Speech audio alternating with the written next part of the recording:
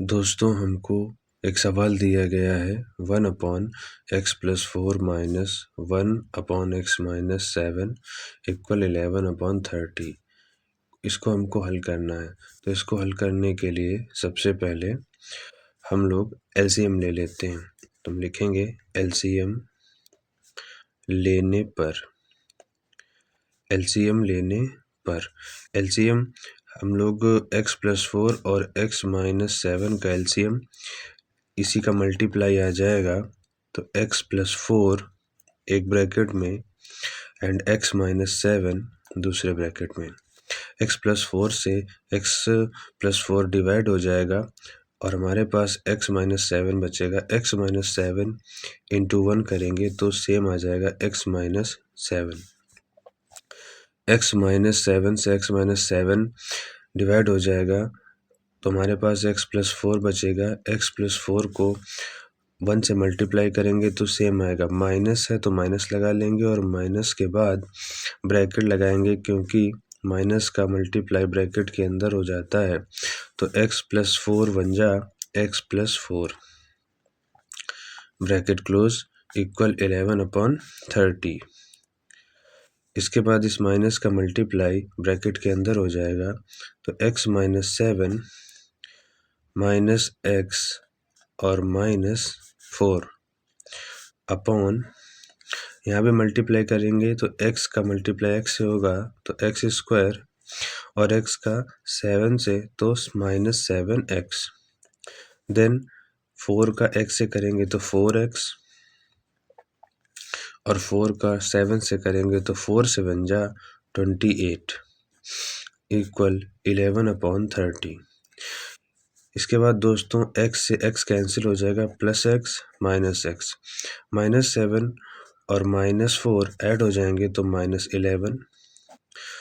x², 7 से 4 माइनस करेंगे तो माइनस का नंबर बड़ा है तो माइनस का सिंबल आएगा।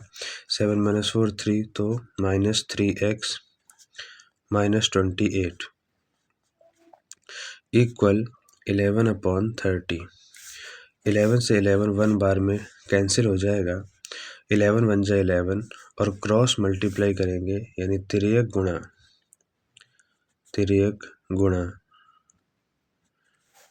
तो 1 का मल्टीप्लाई -1 का मल्टीप्लाई 30 से होगा तो -30 हो जाएगा। तो x² -3x -28 equal -1 into 3 -30। Sorry -1 का मल्टीप्लाई 30 से करेंगे तो -30।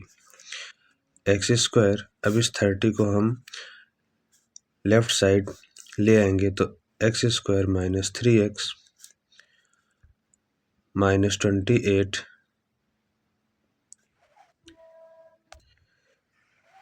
तो हमारे पास x² -3x -28 और हम इस -30 को लेफ्ट साइड लाएंगे तो ये हो जाएगा +30 equal 0।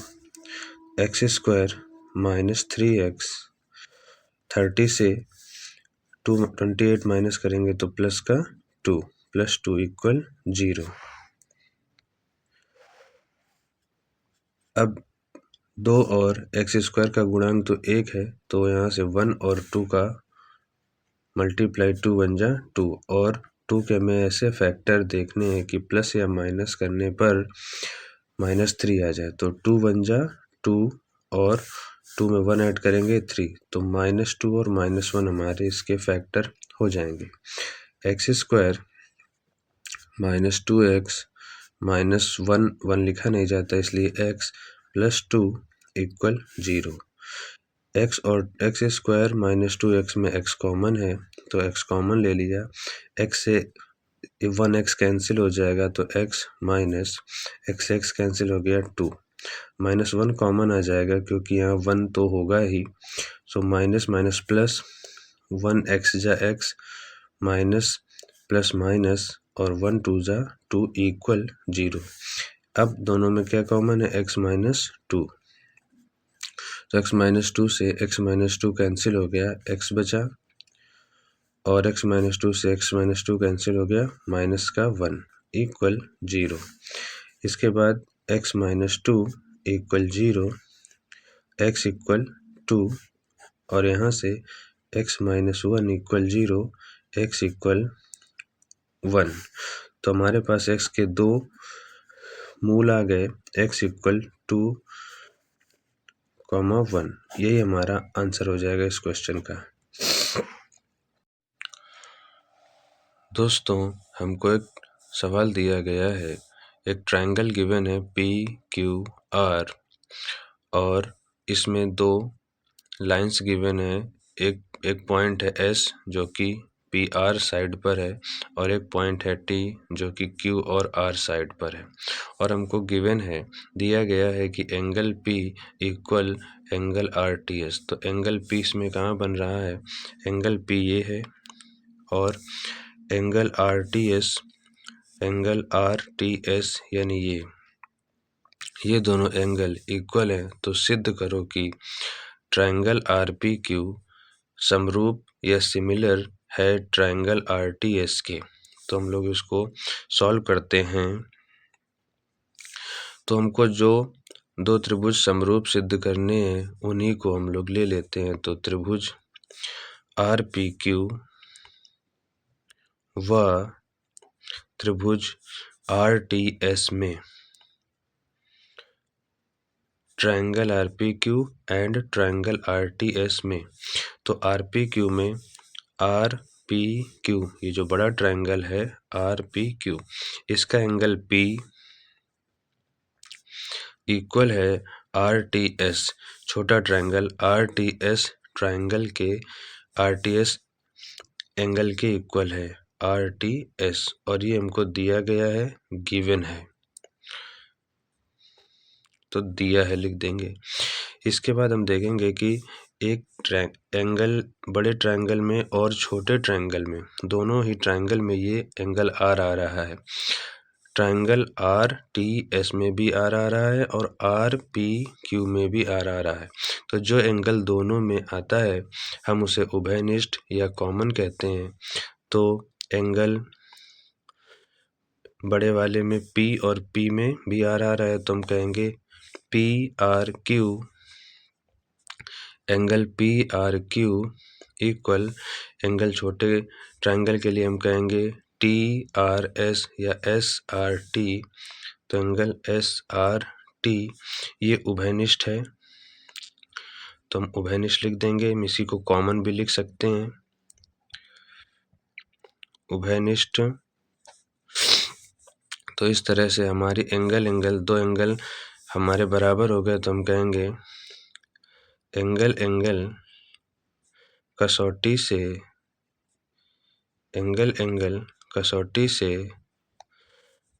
Triangle RPQ similar to triangle RTS। हमारा ये कोण या एंगल कसौटी से दोनों ट्रायंगल समरूप या सिमिलर प्रूव हो गए। इति सिद्धम और हेंस प्रूव्ड, हम इसे हेंस प्रूव्ड भी लिख सकते हैं। तो हेंस प्रूव्ड। दोस्तों, हमको एक सवाल दिया गया है, एक खिलौना अर्धगोलाकार है और उस पर एक शंकु अध्यारोपित है। शंकु की त्रिज्या 3.5 सेंटीमीटर है। तो खिलौने की संपूर्ण ऊंचाई, और ये दिया गया है कि खिलौने की संपूर्ण ऊंचाई 15.5 सेंटीमीटर है। तो खिलौने का संपूर्ण पृष्ठीय क्षेत्रफल ज्ञात कीजिए। देखिए दोस्तों, एक हमने सबसे पहले शंकु बनाया और शंकु बनाने के बाद या अर्धगोला पहले बना लिया, कोई भी चीज़ आप पहले बना सकते हैं। तो आप पहले शंकु बना लीजिए और नीचे अर्धगोला बना दीजिए। तो ये अर्धगोला है और अर्धगोले के ऊपर क्या अध्यारोपित है, अध्यारोपित का अर्थ है कि उसके ऊपर रखा गया है। और खिलौने की संपूर्ण जो ऊंचाई है वो 15.5 सेंटीमीटर है। अब जो शंकु की त्रिज्या होगी वही अर्धगोले की त्रिज्या होगी। तो इसका मतलब है कि ये जो 3.5 है, हम अगर इसको पूरी हाइट से माइनस कर दें तो जो शंकु की ऊंचाई होगी वो हमको प्राप्त हो जाएगी। तो हमको शंकु की ऊंचाई अभी निकालना है, तो हम क्या करेंगे, शंकु की ऊंचाई बराबर शंकु की ऊंचाई बराबर 15.5 सेंटीमीटर माइनस 3.5 सेंटीमीटर। हम जब इसको माइनस करेंगे 5 - 5 0 और 13 से 5 माइनस करेंगे तो 12, यानी शंकु की ऊंचाई आ गई 12 सेंटीमीटर। शंकु की ऊंचाई आ गई 12 सेंटीमीटर। ये शंकु की ऊंचाई हमको मिल गई। अब हमसे पूछता है कि खिलौने का संपूर्ण पृष्ठीय क्षेत्रफल ज्ञात करो। संपूर्ण पृष्ठीय क्षेत्रफल का मीनिंग है कि हमें इस खिलौने में दो चीज़ें क्योंकि शामिल हैं, एक अर्धगोला और एक शंकु। तो अर्धगोले का हमको क्या निकालना पड़ेगा, वक्रपृष्ठ, और प्लस शंकु का भी वक्रपृष्ठ हम निकाल लेंगे तो इस खिलौने का संपूर्ण पृष्ठ हमको मिल जाएगा। तो हम कहेंगे कि खिलौने का संपूर्ण पृष्ठीय क्षेत्रफल बराबर अर्धगोले का वक्रपृष्ठ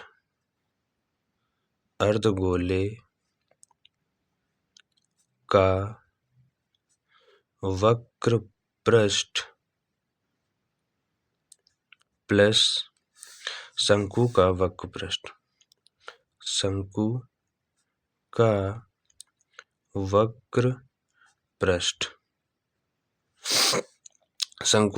वक्रपृष्ठ तो हमको पता है कि अर्धगोले का वक्रपृष्ठ क्या होता है। अर्धगोले का वक्रपृष्ठ हो जाएगा 2πr²। अर्धगोले का वक्रपृष्ठ क्या होता है दोस्तों, 2πr² प्लस शंकु का वक्रपृष्ठ क्या होता है, πrl। एल का मतलब यहाँ तिर्यक ऊंचाई होता है तो πrl। अब हम इसमें देखेंगे कि हमको पाई और आर, क्योंकि आर जो शंकु की है, रेडियस जो शंकु की है वही अर्धगोले की है, तो हम कॉमन ले लेंगे तो पाई और आर हमें कॉमन मिल जाएगा। पाई आर हट गया तो क्या बचेगा यहाँ पर 2, और एक आर से एक आर कैंसिल हो जाएगा तो क्या बचेगा, एक आर। तो 2r प्लस पाई आर हट गया, क्या बचा, एल। एल बेटा क्या होता है, शंकु की तिर्यक ऊंचाई को एल कहा जाता है।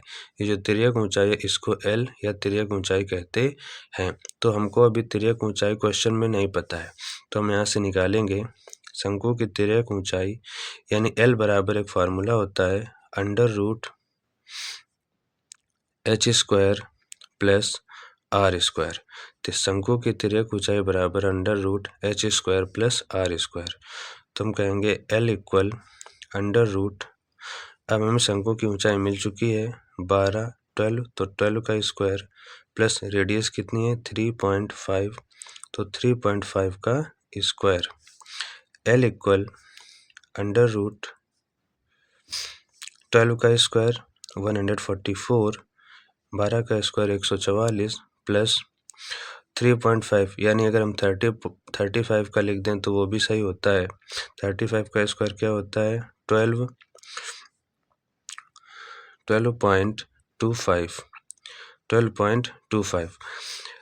अब क्योंकि एक डिजिट से पहले पॉइंट लगा है तो स्क्वायर में 2 डिजिट से पहले लग जाएगा। अब हम इसे ऐड कर देंगे,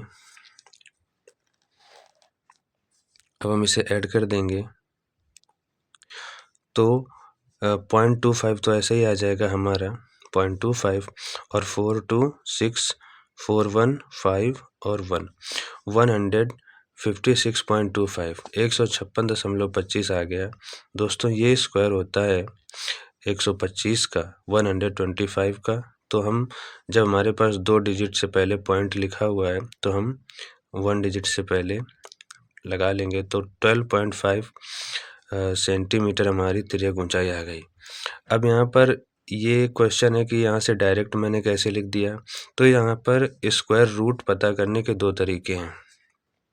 सबसे पहला तरीका आपने छोटी क्लासों में दोस्तों पढ़ा होगा कि या तो आप इसको डिवीज़न मेथड से, लॉन्ग डिवीज़न मेथड से इसका स्क्वायर रूट निकाल सकते हैं, अदरवाइज़ फैक्टर करके निकाल सकते हैं। फैक्टर करके निकालने का ये प्रोसेस है कि आप अभी पहले पॉइंट हटा दीजिए, तो 156.25 इसको फैक्टर करते जाइए और इसके बाद 2-2 के जोड़े बना लीजिएगा, तो आपको 125 मिलेगा। अब पॉइंट क्योंकि 2 डिजिट से पहले लगा है, तो यहाँ पर लग जाएगा 1 डिजिट से पहले, तो इस तरह से आपको ये मिल जाएगा। अब हम आगे अपने क्वेश्चंस पे आते हैं। पाई की वैल्यू 22/7 और रेडियस हमको कितनी पता है 3.5। ब्रैकेट लगाया, 2 रेडियस क्या है 3.5 प्लस तिर्यक ऊंचाई दोस्तों हमने क्या निकाली, तिर्यक ऊंचाई यानी L निकाली हमने 12.5। यहाँ से हम 7 से 35 या 3.5 को कैंसिल कर सकते हैं। 7 5 जा 35 तो 0.5 आ जाएगा और 22 5 जा 22 पंचे 110 होता है दोस्तों। तो पॉइंट से हमने पॉइंट रख दिया एक डिजिट से पहले और पॉइंट के बाद 0 की कोई वैल्यू नहीं होती, तो हम इसे भी हटा देंगे। ब्रैकेट के अंदर 3.5 का 2 जा करेंगे तो 7 आएगा, 0 आएगा और पॉइंट लगाएंगे तो पॉइंट के बाद 0 की कोई वैल्यू नहीं होती, तो हम डायरेक्टली 7 लिख सकते हैं प्लस 12.5 तो हमारे पास बचा 11 और 12.5 को जब हम 7 में ऐड करेंगे तो 0.5 तो हमारा ऐसे ही आ जाएगा और 12 और 7 कितना होता है 19, 12 7 19, ये हमको मिल गया। अब हम इसका मल्टीप्लाई कर देंगे, बस हमारा आंसर आ जाएगा। तो 11 5 जा 55 कैरी 5 और 11 9 जा 99, 11 9 जा 99 में जब हम 5 ऐड करेंगे तो हमारे पास आ जाएगा 100।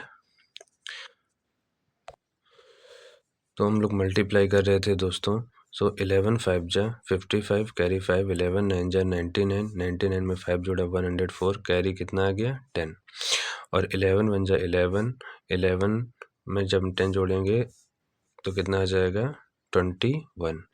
पॉइंट हमारा 1 डिजिट से पहले है तो 1 डिजिट से पहले पॉइंट लगा देंगे तो हमारे पास आ जाएगा जो खिलौने का संपूर्ण पृष्ठीय क्षेत्रफल आया वो आया 214.5 सेंटीमीटर स्क्वायर, 214.5 सेंटीमीटर स्क्वायर। यही इस क्वेश्चन का आंसर होगा और यही खिलौने का संपूर्ण पृष्ठीय क्षेत्रफल आ जाएगा। दोस्तों हमें क्वेश्चन दिया गया है कि सिद्ध करो कि वृत्त की स्पर्श रेखाएं समान होती हैं। इसको अलग तरीके से भी पूछा जा सकता है। इसे पूछा जा सकता है कि सिद्ध करो कि किसी बाह्य बिंदु से वृत्त पर खींची गई रेखाएं या स्पर्श रेखाएं समान होती हैं, इसको सिद्ध करिए। तो ये क्वेश्चन अलग अलग भाषा में पूछा जा सकता है, लेकिन सॉल्यूशन इसका एक ही होता है। तो हमने एक वृत्त बना लिया, कोई बाह्य बिंदु है P और इस वृत्त का केंद्र क्या है O। तो O और A ये त्रिज्या है दोस्तों और OB ये भी त्रिज्या है और हमने O को P से ज्वाइन कर दिया, तो इतना हम लोग कर लेंगे अपने आप। इसके बाद हमें सिद्ध क्या करना है, वृत्त की स्पर्श रेखाएं। बाह्य बिंदु से अगर वृत्त की परिधि को कोई रेखा छूती है, टच करती है, तो हम उसे स्पर्श रेखा या टेंजेंट कहते हैं। ऐसे ही BP हमारी एक स्पर्श रेखा है, तो हमें इसे सिद्ध करना है। तो हमने देखा, हमने O और P को ज्वाइन कर लिया और O और P को ज्वाइन करने के बाद हमने देखा कि हमारी जो AP स्पर्श रेखा है वो ऊपर वाले ट्रायंगल यानी AOP में आ रही है और BP स्पर्श रेखा नीचे वाले ट्रायंगल यानी OBP में आ रही है। तो हमको दो अलग अलग ट्रायंगल लेने हैं, इसके बाद इनको सर्वांग सम या कॉन्ग्रुएंट प्रूव कर देना है, तो AP और BP CP CT से अपने आप बराबर हो जाएंगी। तो हमने ट्रायंगल लिया, ट्रायंगल AOP व ट्रायंगल AOP व ट्रायंगल BOP, ट्रायंगल BOP में दोस्तों सबसे पहले हमने देखा इनमें कि ये जो हमारा B कोण है और ये A कोण है, ये 90 डिग्री के कोण होंगे। क्यों? क्योंकि ये नियम होता है एक कि जो स्पर्श बिंदु, जहाँ पर स्पर्श रेखा और त्रिज्या मिलती है, उस बिंदु को पॉइंट ऑफ कांटेक्ट या फिर स्पर्श बिंदु कहते हैं, और स्पर्श बिंदु पर जो कोण बनते हैं वो 90 डिग्री के होते हैं। तुम कहेंगे कि ट्रायंगल AOP में OAP एंगल OAP इक्वल होगा ट्रायंगल BOP के बी एंगल से, तो OBP एंगल OBP। इसका रीज़न क्या है? रीज़न है 90 डिग्री, या हम लिख सकते हैं स्पर्श बिंदु पर बना कोण। स्पर्श बिंदु पर बने कोण, स्पर्श बिंदु पर बने कोण, ये पहला रूल हो गया। हम देखेंगे कि OP जो लाइन है वो ट्रायंगल OAP में और OBP दोनों में आ रही है। तो जो पार्ट हमारा दोनों में आता है उसे हम उभयनिष्ठ या कॉमन कहते हैं। तो OP इक्वल OP उभयनिष्ठ या कॉमन लिख सकते हैं। तो उभयनिष्ठ। इसके बाद दोस्तों हमने देखा कि OA हमारी त्रिज्या है और OB भी त्रिज्या है, तो OA इक्वल OB, ये त्रिज्याएं हैं इसलिए ये बराबर हो गए। तो ये हमारे 3 रीज़न हो गए दोस्तों। एंगल साइड, तो हम कहेंगे साइड एंगल साइड कसौटी से, ट्रायंगल AOP कॉन्ग्रुएंट, ये दोस्तों समरूप या कॉन्ग्रुएंट का चिन्ह होता है, कॉन्ग्रुएंट टू ट्रायंगल BOP, ये दोनों ट्रायंगल कॉन्ग्रुएंट हो जाएंगे। तो जब कोई दो त्रिभुज सर्वांग सम हो जाएं तो उनके संगत भाग बराबर होते हैं। तो हमारी AP स्पर्श रेखा बराबर BP, इसको हम लिख सकते हैं CP/CT से, और अगर हिंदी में लिखना चाहें तो लिख सकते हैं सर्वांग सम त्रिभुज के संगत भाग। यही दोस्तों हमें प्रूव करना था, हेंस प्रूव्ड। दोस्तों हमें एक सवाल दिया गया है कि √3 एक अपरिमेय संख्या है, ये हमें सिद्ध करना है। तो √3 एक अपरिमेय संख्या है, इसे हम सिद्ध करेंगे। तो दोस्तों ये एक ऐसा क्वेश्चन है जो एग्ज़ाम में, यूपी बोर्ड एग्ज़ाम में आता ही है, वेरी इम्पोर्टेंट है, और ये बहुत ही सिंपल है, बस थोड़ा सा लेंदी है, समझ लीजिए। तो आप इस क्वेश्चन को ज़रूर कर पाएंगे, और ये ज़रूर कंपलसरी, मोस्ट कंपलसरी क्वेश्चन है, आप इसको ऐसा मान के चलिए। तो हमें सिद्ध करना है कि √3 एक अपरिमेय संख्या है। हमें पता होना चाहिए कि परिमेय संख्या और अपरिमेय संख्या क्या होती है। परिमेय संख्या वह संख्या होती है, परिमेय संख्या वह संख्या होती है जिसको हम P/Q के रूप में लिख सकते हैं। जैसे कि कोई भी हमारा दूसरा नंबर हो जाएगा, जैसे कि मान लीजिए हमने लिख दिया 3, और 3 के बटे 1 तो हम कर ही सकते हैं, लेकिन यहाँ पर हमको ये ध्यान देना होगा कि Q यानी जो हर है वो 0 नहीं होना चाहिए, डिनोमिनेटर कभी 0 नहीं होना चाहिए। और अपरिमेय संख्या वह संख्या होती है जिसको हम P/Q यानी न्यूमरेटर अपॉन डिनोमिनेटर या अंश बटे हर के रूप में ना लिख सके। जैसे हमारा पाई हो गया, और √3 या √2, इस तरीके की संख्याओं को हम लोग अपरिमेय संख्या कहते हैं। तो हम लोग इसको सिद्ध करेंगे, इसके लिए हमें इसको विरोधोक्ति विधि से सॉल्व करना पड़ेगा। विरोधोक्ति विधि का मतलब है कि हम इसको पहले परिमेय मान के चलेंगे, और परिमेय जब ये नहीं होगी तो अपरिमेय ही हो जाएगी। तो हम लोग इसको सॉल्व करेंगे विरोधोक्ति विधि से, विरोधोक्ति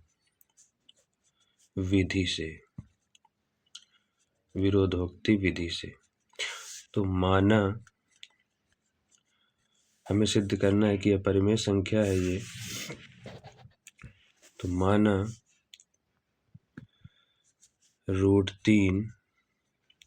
माना √3 एक परिमेय संख्या है। माना √3 एक परिमेय संख्या है। तो अगर ये √3 परिमेय संख्या है तो हम कहेंगे कि √3 इक्वल P/Q। अगर परिमेय संख्या होगी तो हम इसको P/Q के फॉर्म में लिख सकते हैं, जहां P not equal 0। Sorry, P नहीं, यहाँ पर दोस्तों Q होगा। Q नॉट इक्वल 0, यानी जो डिनोमिनेटर है हर है वो 0 नहीं हो सकता। Q नॉट इक्वल 0 और इसके साथ P व Q सह अभाज्य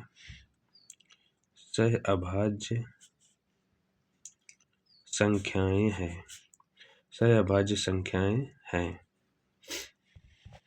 सह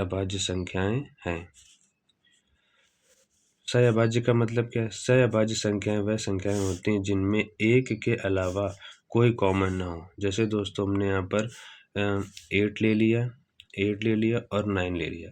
तो 8 में जिन नंबर्स का डिवाइड होता है, जिन 8 के जो फैक्टर्स होते हैं वो 9 के फैक्टर्स नहीं होते। जैसे 8 में 2 से जाएगा डिवाइड, 4 से डिवाइड हो जाएगा, तो 2 और 4 से 9 में नहीं होगा। ऐसे नंबर्स को सहअभाज्य या को प्राइम नंबर्स कहते हैं। अब हमको यहाँ पर रूट हटाना होता है कभी भी, तो हम दोनों पक्षों में वर्ग कर देते हैं। तो दोनों पक्षों में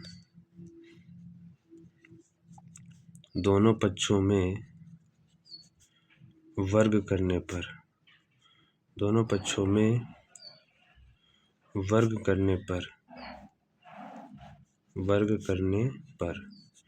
तो √3 का स्क्वायर इक्वल P/Q का स्क्वायर।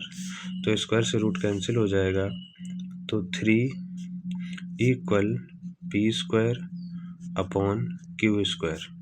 यहाँ से दोस्तों तिर्यक गुणा कर देंगे तो Q² का मल्टीप्लाई 3 से हो जाएगा, तो 3Q² इक्वल P²।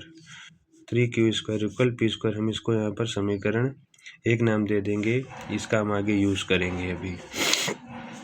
तो 3Q² इक्वल P²। अब यहाँ से Q² इक्वल P² और ये मल्टीप्लाई में है 3Q, तो ये अपॉन में आ जाएगा डिवाइड में।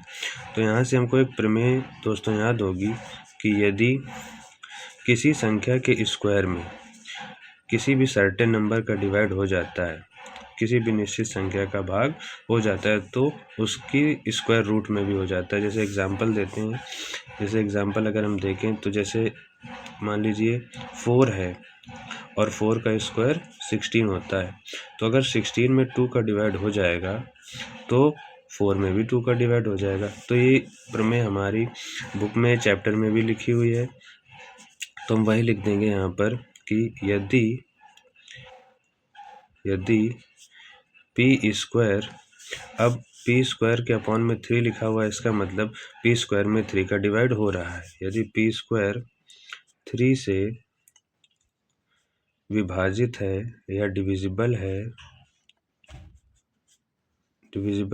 तो P भी 3 से विभाजित होगा। P भी 3 से विभाजित होगा। और यदि P भी 3 से विभाजित होगा तो हम 3 का टेबल कितनी बार रीड करें कि P आ जाए। तो हम मान लेंगे कि हमने 3 का टेबल A बार पढ़ा, तो क्या मिला? P।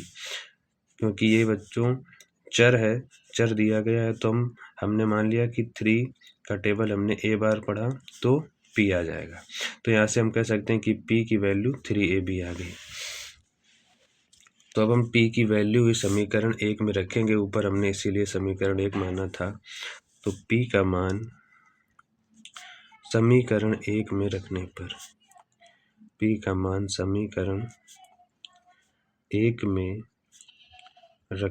पर p का मान हम जब समीकरण 1 में रखेंगे तो 3q² इक्वल p की जगह 3a और क्योंकि स्क्वायर लगा है तो स्क्वायर कर दिया 3q² और अब 3a का स्क्वायर करेंगे तो 3 का स्क्वायर 9 हो जाएगा और a का स्क्वायर a हो जाएगा। तो 3 से 9 डिवाइड हो जाएगा, 3 3 जा 9, तो q² इक्वल 3a²। अब दोस्तों जो 3a² है तो 3 को हम लेफ्ट साइड में डिवाइड में भेज देंगे, तो q² अपॉन 3 इक्वल a²। तो हमने यहाँ से देखा कि q² में भी 3 का डिवाइड जा रहा है और यहाँ हमने प्रूव किया था कि p² में भी 3 से डिवाइड जा रहा था और हमने यहाँ ऊपर माना था कि ये सहअभाज्य है। सहअभाज्य का मतलब इनमें कुछ भी कॉमन नहीं होगा एक के अलावा, लेकिन यहाँ हमने दिखाया कि p² में भी 3 का डिवाइड जा रहा है और q² में भी 3 का डिवाइड जा रहा है, यानी दोनों ही 3 से डिविजिबल हैं। जबकि हमने इन्हें सहअभाज्य माना था, यानी एक के अलावा दोनों में कोई भी कॉमन नहीं होगा और हमने यहाँ ये प्रूव किया कि दोनों में 3 से डिवाइड हो रहा है। इसका मतलब जो हमने माना था वो गलत है। तो बस हमें अब इसकी लैंग्वेज और लिखनी है, तो हम लिखेंगे कि p व q दोनों ही 3 से विभाजित हैं, दोनों ही 3 से विभाजित हैं, लेकिन हमने माना था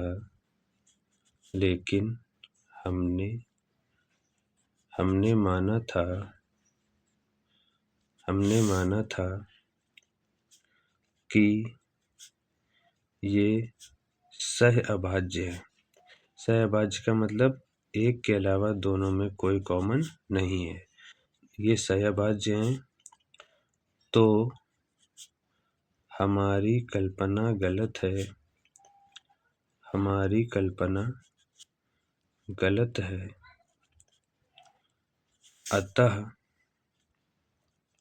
अतः ये, या ए की जगह हम लोग लिख लेंगे √3, अतः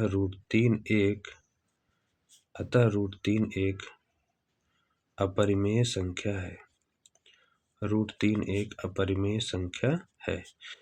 ये लैंग्वेज दोस्तों आप 2-3 बार लिखेंगे याद हो जाएगी और बहुत ही सिंपल है। ये ऐसा क्वेश्चन है कि जो एग्ज़ाम में बहुत ही मोस्ट इम्पोर्टेंटली यहाँ पर कोई दूसरा नंबर दे सकते हैं, जैसे कि √3 की जगह √2 दे दिया, √7 दे दिया, √5 दे दिया, तो से सब में यही सॉल्यूशन सेम होगा, बस जो नंबर होगा वही आ जाएगा। तो दोस्तों ये आपको क्वेश्चंस अच्छे लगे होंगे। कैसे लगे आप अपनी राय, अपने विचार कमेंट में ज़रूर दें। Thank you.